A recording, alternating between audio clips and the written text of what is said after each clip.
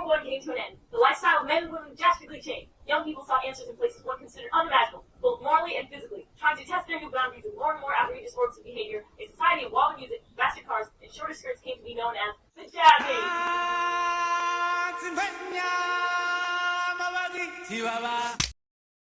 No, not that kind of music. This kind of music. Once upon a time, in 1917, there was a fantastic outbreak of new music, art, literature from the speakeasies and streets of Harlem, New York, that became known as the Harlem Renaissance. The hip and cool music that was born during this time was perhaps the most notable contribution of this cultural change. That music was jazz. Jazz was born in the motley city of New Orleans, famous for its eccentric mix of French, African-American, and Spanish cultures, resulting in the unique Creole subculture for which the city is so well known. Jazz is often described as the birthchild of blues and spiritual hymns that got married to ragtime while still having an affair with brass band music and minstrel melodies. This melodious music made a great impact on the famous Roaring Twenties and all the culture that was birthed in America thereafter. Famous artists, musicians, and composers arose during this era, performing the ever-so-wonderful tunes that changed the American lifestyle. King Oliver's Creole Jazz Band was the most popular band of the early 1920s. Born in New Orleans, Oliver learned to play the trombone before switching to the cornet for numerous New Orleans marching bands.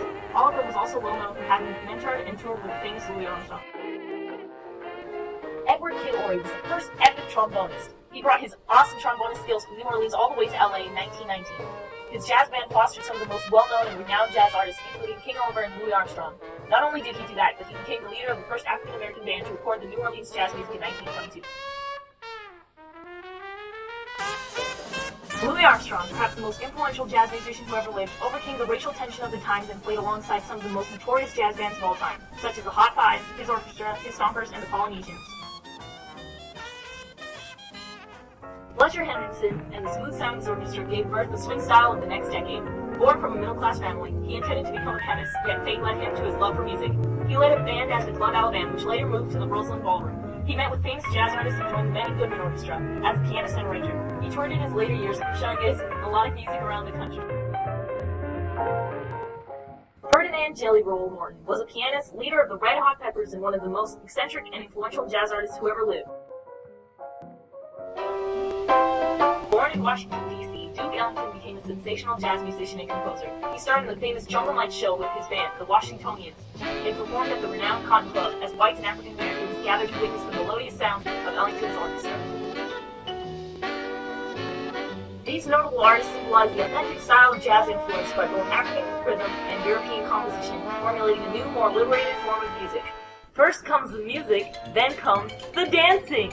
As music revolutionized from composed and proper to spontaneous and lively, dancing also shifted from formal and constricted to loose and casual. Accompanied by the fresh, upbeat rhythm of jazz music, the jazz dance reflected similar concepts of freedom and excitement. Some of the most popular dances include the Charleston,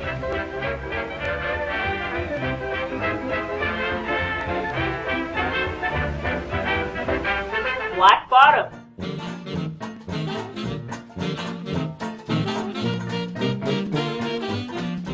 Cakewalk,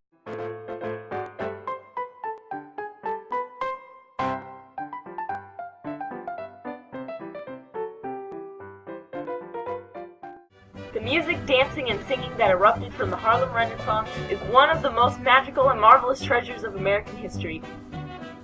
Now you know the Jazz Age.